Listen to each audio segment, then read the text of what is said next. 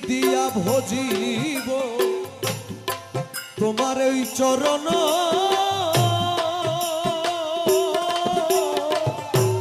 সাধন শক্তি আমার নাই ভক্তি জ্ঞান আমি কি দিয়া ভজিব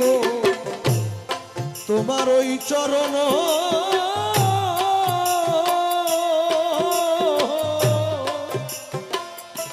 আরে দয়া সাধন শক্তি আমার নাই ভক্তি জ্ঞান